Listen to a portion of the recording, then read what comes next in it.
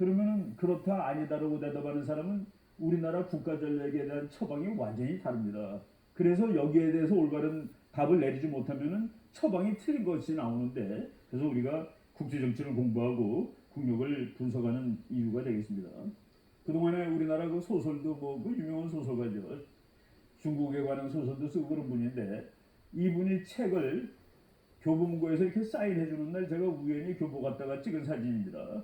거기 그 빨간 바탕에 이제 제 카메라로 전화기로 찍은 사진인데, 이제 머지않아 중국이 지원이 되리라는 것을 부인하는 사람은 아무도 없다. 2013년 거예요. 중국이 곧 지원이 된다 그러면 우리는 당연히 중국 편이 돼야 되죠. 아니 중국한테 밀릴 멀리 있는 나라랑 친해졌다가 어떻게 하려고. 이 말이 맞게 되면은 신중을 할 수밖에 없다가 됩니다. 그런데 바로 거의 같은 무렵에, 그보다 약간 후에 서울대학교 국제정치학 교수님입니다. 이분이 그 조선일보에 쓴 실론인데, G2라는 용어는 한국어에서는 잘 사용되지 않는 말이다. 지금 한국에서 G2 그러면서 미국, 중국을 얘기하는데 G2라는 말은 우리만 쓴다는 거예요. 이 말이 맞습니다. 유독 한국만 G2라고 부르며 중국은 마음속에 미국 다음가는 나라로 자리매김하고 있다. 우리가 미국과 중국의 국력 개선을 냉혹하게 하지 않고 감정이 많이 들어가 있다라는 그런 의미로 읽으시면 되겠습니다. 예, 제가 한국경제연구원에서 이제 근무할 때, 지금 미국하고 중국이 다투는데 우리가 정말 줄을 다져야 되겠다라는 그런 의미에서 한번 연구를 해갖고 큰 보고서를 냈습니다. 보고서인데 한 400페이지 돼가지고 책인데, 그 책을 외부에 있는 출판사에서 자기네가 한번 찍자고 그래서 제가 고쳐가지고 찍은 책인데, 미중 패권 경쟁과 한국의 전략, 두 나라 국력과 전략을 우리가 제대로 이해해서 어느 쪽에 우리가 줄을 서는 것이 옳겠느냐 하는 것을 이제 뭐 한번 살펴보려고 썼는데, 제가 그냥 거기서 2016년에 나온 책인데, 최소 50년 이상 혹은 그 이상 중국이 미국을 따라잡을 가능성은 없다라고 제 나름대로 이제 결론을 내렸습니다.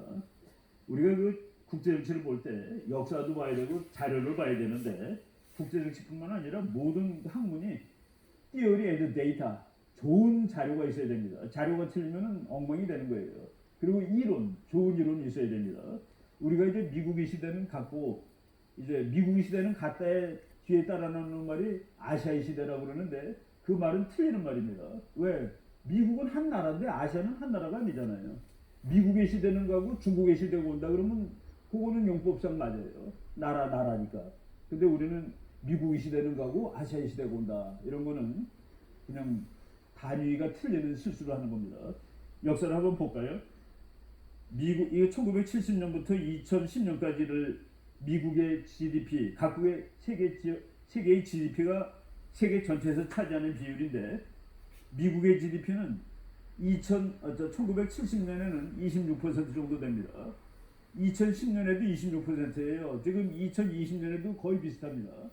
그 미국 GDP는 그냥 그대로예요. 변하지가 않는 겁니다. 미국이 올라가지 않았어요? 미국이 올라가지 않고 비율을 보면은 아시아 국가들이 올라가는 데 대해서 그만큼을 유럽 국가가 내려감으로써 상쇄해 준 겁니다. 미국은 그 비율이 그냥 갑니다. 어떤 사람이 질문할 거예요. 아니 왜 1970년을 기준으로 삼죠? 1945년을 보셔야지. 1945년은 미국이 50%였습니다. 그런데 통계학적으로 볼 때 1945년은 좀 곤란한 해입니다. 왜냐하면 2차 대전이 끝난 바로 그 해인데, 그때 지구의 대표적인 산업국가들 영국, 프랑스, 독일, 러시아, 일본이 넘어져 있을 때입니다. 미국 혼자 서 있었습니다. 그래서 미국의 GDP가 세계 50%가 되는 것이죠. 그런데 보통 학자들은 1970년을 2차 대전의 모든 강대국들의 경제가 전전 수준을 회복한 해를 1970년으로 봅니다. 그때를 기준으로 하면은 미국은 올라가지 않고 그 지위를 유지하고 있다. 이런 것들이 우리가 고려해 봐야 될 그런 자료가 됩니다. 저 사람은 중국에서 태어나서 중국에서 대학도 나오고 미국 가서 교수를 하고 있는 프랑크 티엔 시에라는 학자입니다. 이 사람이 이제 뭐 나온 지 한 1년, 뭐 10개월 정도 전에 한 얘기예요. 중국이 경제 붕괴가 임박했다라는 그 참 놀라운 논문을 썼습니다. 이 사람은 뭐 중국에 대해서도 잘 알고 미국에 대해서 잘 아는 사람인데, 그리고 여기서 우리가 요새 많이 쓰는 말이 디커플링입니다. 디커플링. 디커플링이라는 거는 이제 미국의 그 많은 경제학자라든가 또는 뭐 정치가라든가 이런 사람이 중국의 부상이 하나도 무서울 게 없어. 왜냐하면은 전체가 하나야. 우리는 소비자, 쟤네들은 생산자. 근데 뭐가 뭐 싸움이 나겠냐라고 그러면서 중국을 미국 소비자들이 싼 물건을 질 좋은데 뭐 질에 비해서 값이 정말 싼 물건들이 중국제가 많습니다.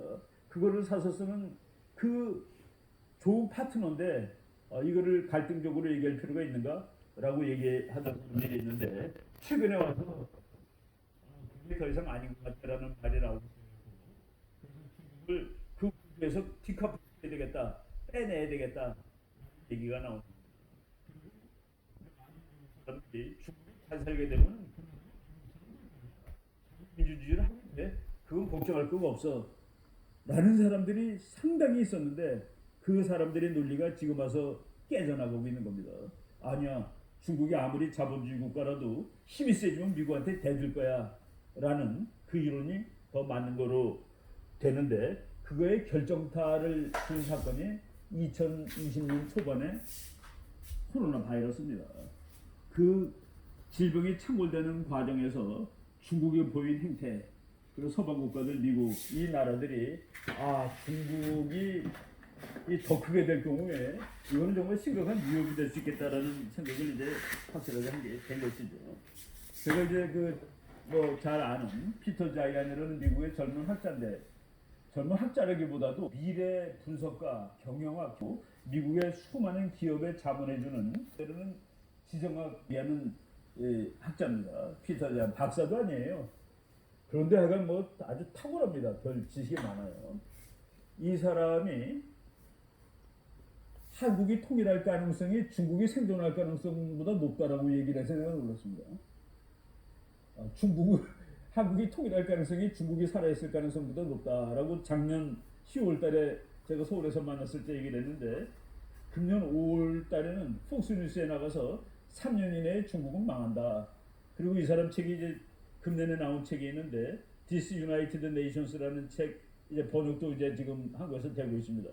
그 책에서는 아시아에서는 일본이 결국 제일 강한 나라로 남게 될 것이다라는 참 놀라운 주장을 하는 그런 학자들도 있습니다. 제가 약간 좀 이설적인 견해를 소개하는 것은 우리들이 이런 데 대해서 너무 잘 모르고 있었다는 것 때문에 잠깐 소개를 했습니다.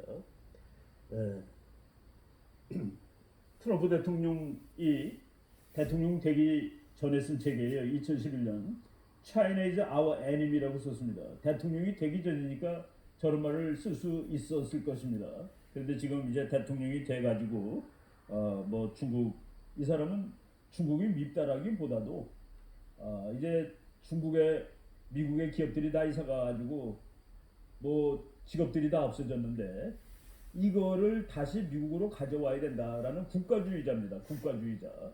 값이 좀 비싸더라도 국산품 애용하는 게 좋은 거 아니야? 우리도 몇십 년 그러고 살았죠.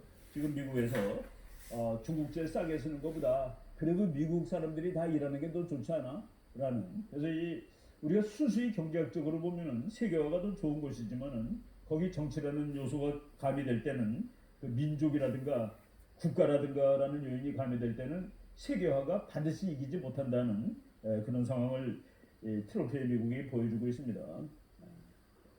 그런데 중국을 미국이 견제하기 시작한 것은 트럼프뿐만이 아니에요. 힐러리가 지난번 대통령 후보였는데 이 사람이 국무장관 했습니다. 오바마 대통령 때. 그때 2011년 11월호 포린 폴리시라는 그 잡지에 자기 논문을 하나 기재했는데 그 논문이 미국은 공화당이나 민주당이나 대외 정책이 거의 비슷하구나 하는 것을 느낄 수 있는 그런 말을 했습니다. 여기 뭐라고 얘기를 했냐면 그 논문 제목이 America's Pacific Century, 미국의 태평양 시대가 21세기인데 21세기 정치는 아시아에서 결정될 것이다. 아프가니스탄이나 이라크에서 결정되지 않는다. 이 말을 아예 써버립니다. 미국은 그러한 결정이 이루어질 아시아 한복판에 와 있을 것이다. 그래서 우리가 미국이 아프가니스탄에서 철수하니까 한국에서도 철수한다라고 흥분하면 안 됩니다. 바로 민주당이나 공화당이나 대아시아 정책 별로 차이 나지 않을 것이다. 뭐 이제 미국이 중국이 이제 큰 나라가 되고 자유국가가 될 것이다라는 그 가정이 틀렸다는 것을 공개적으로 발표한 중요한 문건이 2018년 10월 4일 펜스 부통령의 연설입니다. 허드슨 연구소에서 한 연설인데 이 연설문을 들은 미국의 식자들이 저것 때문에 이제 냉전 넘버 2가 시작되었다라고 얘기하는 아주 명연설입니다. 뭐 내용이 좋다라기보다도 그 국제정치의 역사에 한 획을 긋는 그런 연설을 했는데 미국은 중국이란 나라가 더 이상 크지 못하도록 견제하겠다. 그리고 중국이라는 국가의 공산주의 독재정치 레짐을 바꾸도록 노력하겠다라고 선언을 해버렸습니다. 그리고 이 선언은 코로나 바이러스에서 이건 맞는 얘기구나라고 확인이 된 것이 지금이다라고 말씀을 드리겠습니다. 트럼프랑 아주 친한 이 사람은 트럼프의 전략가 스티브 배넌이라는 사람인데 지금 미국이 말이죠 시민단체가 우리 여기 자유경제원도 아주 중요한 시민단체인데 이 세상에 나가는 방향을 바꾸기 위해서 이제 자꾸 위원회 같은 걸 만듭니다. 미국에 말이죠 CPD라는 위원회가 있는데 Committee on Present Danger 지금 대단히 위험해. 그래가지고 미국이 소련 때문에 이렇게 위험해. 그래서 우리 시민들이 힘을 합쳐서 소련의 위협을 막아야 돼. 이런 거를 쭉 만들어가지고 CPD라고 아주 유명한 조직이죠. 그런데 요번에 CPD를 만들었는데 요번 CPD는 뒤에다가 차이나를 붙입니다. 그 CPD 차이나 Committee on the Present Danger China 중국이 제기하는 심각한 현재적 위협에 대비하기 위한 위원회. 그러니까 냉전이 한참일 때 미국 시민단체가 하던 일을 지금 다시 미국에서 본격적으로 시작하고 있다라는 그 얘기죠. 미국 국무부에서는 이제 문명의 충돌이라고 생각하고 중국하고 맞짱을 뜨겠다 뭐 이런 얘기도 나오고 그래서 문명의 충돌이라고 말을 한 다음에 그 미국 국무부에서 학자 한 사람을 채용해가지고 그 대중국 정책 담당하는 그 학자로 이제 임명을 했는데 그 사람이 그 지금 여러분이 보는 흑인 교수입니다. 키론 스키너 박사라는 사람인데 저 사람의 박사 학위 논문이 소련을 어떻게 무너뜨렸는가라는 거랍니다. 그 중국은 앞으로 어떻게 할 것인가 이렇게 그 대비 공부 학문으로도 대비를 쭉 하고 그리고 인도 퍼시픽 스트래티지 리포트 2019년 6월 1일 날 미국에서 나온 국가 대전략 보고서인데 중국을 견제하기 위해서 인도까지 포함시킨다라는 그런 얘기입니다. 우리가 서로 사이좋게 지나면 일이 해결되지 않을까.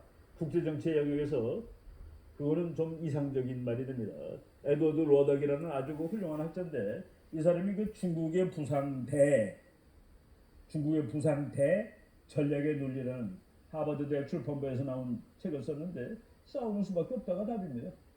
중국이 부상하면 가서 막아야 된다.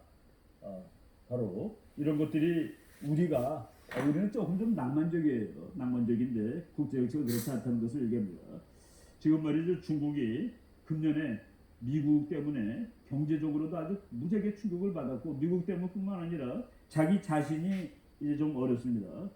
2020년 5월 28일 날 폐막된 양회에서 정말 처음으로 경제 성장 목표를 제시하지 못해서 몇 퍼센트 할 거라고 말 안 했습니다. 그 말할 처지가 아니라는 소리죠. 리커창 총리가 이제 중국 경제 담당하는 사람인데 이 사람이 이렇게 얘기했더라고요. 중국인 중 월 수입이 1,000유안, 우리나라 돈 15만 원 이하가 5억 6천만, 월 수입 2,000유안, 우리나라 돈 30만 원 이하가 9억 6천4백만. 뭡니까? 중국 인구의 70%는 하루에 10,000원을 못 벌고 산다 이런 뜻입니다. 14억이 인구인데 그 중에서 25,000불, 우리나라는 35,000불 칩니다 지금. 근데 25,000불 이상이 1억이에요. 중국 인구의 7%가. 그런데 이거는 중국 기준에서 보면 아주 극심한 부의 불균형입니다. 이것이 국가 사회를 어렵게 하고 여기서 또 우리가 유추할 수 있는 것은 중국이 미국하고 거래가 끊어지면 우리는 시장이 커라는 말에 대해서 그렇지 않아라고 대답할 수 있는 그런 겁니다. 국민들 주머니가 두둑해야지 국내 시장이 되는 것이죠. 하루에 5,000원 버는 사람이 5억 6천만, 하루에 10,000원 버는 사람이 9억 6천4백만인데 이런 나라가 내수 시장을 기른다는 것은 좀 어려운 것 같은 생각이 듭니다. 군사적으로 지금 요거는 2017년 미국 국방비인데 2018년 19년이 마찬가지입니다. 미국 국방비가 2등서부터 15등까지 합친 것과 같습니다. 2등부터 15등 사이에 미국의 적대적이라고 얘기할 수 있는 나라가 중국, 러시아 정도밖에 없습니다. 나머지는 다 미국 편입니다. 이것이 지금 군사 균형 상태라고 말씀을 드리겠고요. 그리고 이제 제가 그 어느 편에 서야 되느냐, 이기는 편에 쓰자 그랬는데 코로나 바이러스 때문에 경제가 충격을 받았는데 일어나는 나라, 쓰러지는 나라로 양분될 겁니다. 일어나는 나라의 첫 번째 조건은 식량과 에너지가 있느냐입니다. 식량과 에너지가 있는 나라는 일어나는데 저 책이 제목이 윈드폴인데 윈드폴이라는 거는 횡재라는 뜻입니다. 횡재. 제가 그 우연히 미국 그 바센노블 서점에 갔다가 발견하고서 사가지고 읽은 책인데 참 기가 막힌 책이에요. 그 하버드 대학 행정대학원 그 메간 설리반이라는 그 학자가 쓴 책인데 석유는 미국의 횡재다. 근데 그걸 좀 구체적으로 보면은 요것도 이제 석유 얘기인데 미국은 200년 쓸 석유와 100년 쓸 천연가스를 가지고 있다. 200년 쓸 석유와 100년 쓸 천연가스.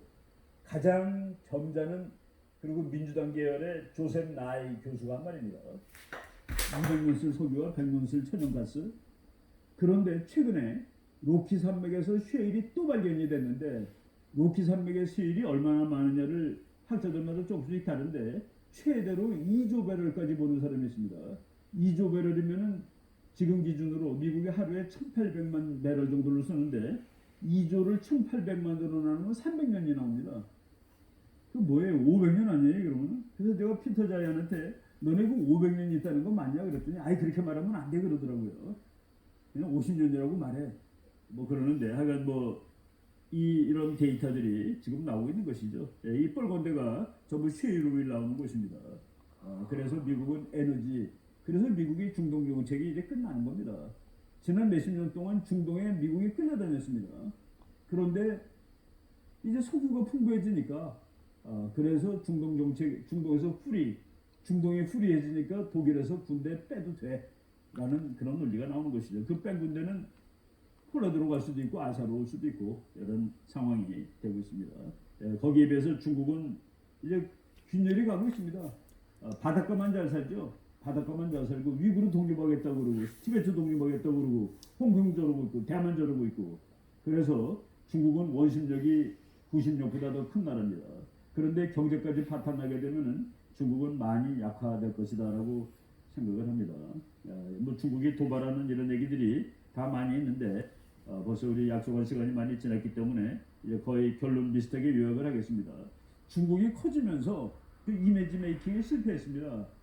중국이 말이죠. 이게 이코노미스트라는 상당히 글로벌리스트 쪽 잡지인데 중국에 대해서 별로 이렇게 우호적인 표지가 나오지 않습니다. 중국이 힘이 세졌는데 네가 힘이 세니까 저렇게 생겼어. 샤프 파워 이거 뭐 이렇게 저거 장은 맞으면은 뭐 다 죽게 생긴 거죠. 이런 식으로 중국이 이미지 부양에 성공하지 못했는데 중국의 국제정치관이 내가 제일 큰 형이야. 나머지는 너네들 다 내 동생 아니야?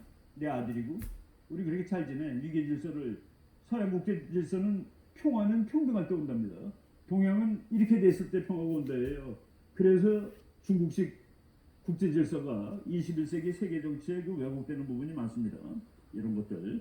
이것도 이제 한마디 말씀드리면은 필리핀이 약한 나라입니다. 필리핀 앞바다에 있는 모든 섬들이 중국 거예요. 중국이 막 뺏고 그랬습니다. 그래서 필리핀이 하도 억울해서 국제 중재 재판소에다가 그 소송을 걸었습니다. 소송을 걸었는데 2016년 7월 12일 날 그 국제중재재판소에서 만장일치로 필리핀 손을 들어줬습니다. 그날 시진핑이 한 일입니다. 중국 인민해방군 해군에 대해서 전투태세 명령을 발동하였습니다. 국제기구에서 만장일치로 패배한 날, 나 그런 거 안 믿어. 나는 군을 믿어, 힘을 믿어. 그래서 필리핀이 미국을 쫓아냈다가 다시 미국을 부르고 있는 이런 상황이라고 보시면 됩니다. 그리고 말이죠, 중국의 경제가 이제 조금 한계에 왔어요. 한계에 왔다는 걸 한마디로 말하면은 소련은 망했는데 중국은 왜 안 망했냐? 개혁했기 때문에 안 망했습니다. 근데 왜 지금 와서 헤매느냐? 그 개혁이 불완전했기 때문에 헤매는 겁니다. 이제 완전히 개혁해봐. 미국 사람들이 기대했듯이 미국식 자유주의 경제체제로 바꿔봐. 근데 그거를 바꾸면은 공산당 정권이 붕괴된다는 그 두려움 때문에 못하고 있는 거라고 봅니다. 예. 중국은 시장이 없으니까 정부가 집을 짓습니다. 그러다 보니까 분당보다 더 큰 집이 없는데 분당보다 더 큰 것들이 많더라고요. 그런 것들이 수십 개 고스트타운 생기고 이거 버블 터지는 것이죠. 이런 일들이 일어나고 있습니다. 중국 경제가 급전 직하로 막 내려간다는 얘기.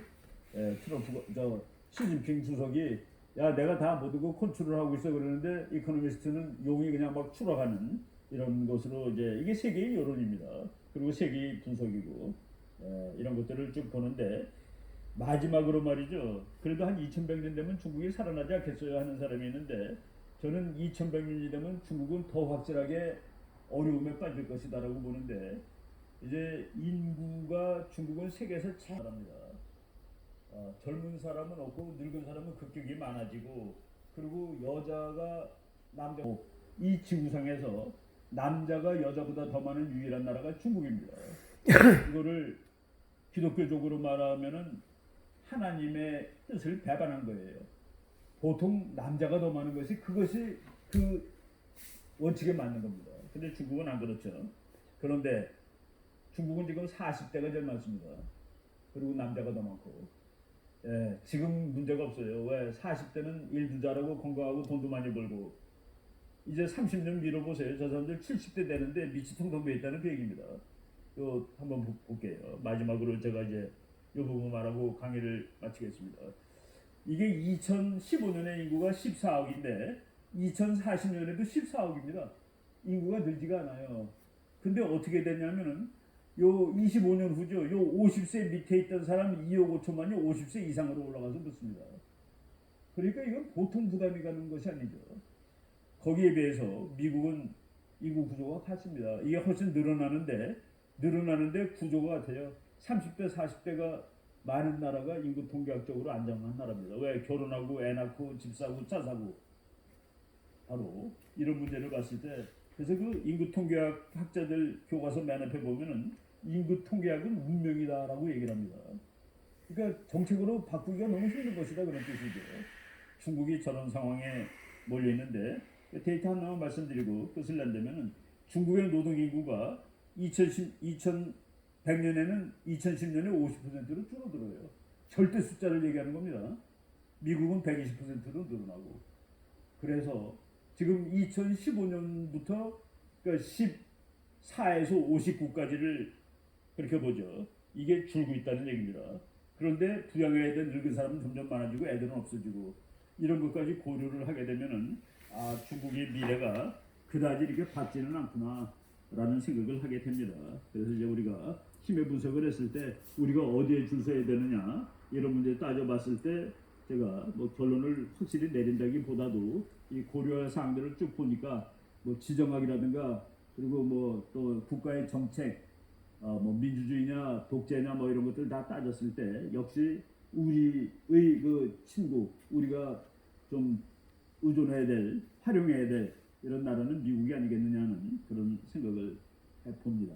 아이고 시간을 조금 좀 오버해서 죄송합니다. 여기까지 할게요. 네, 이충훈 박사.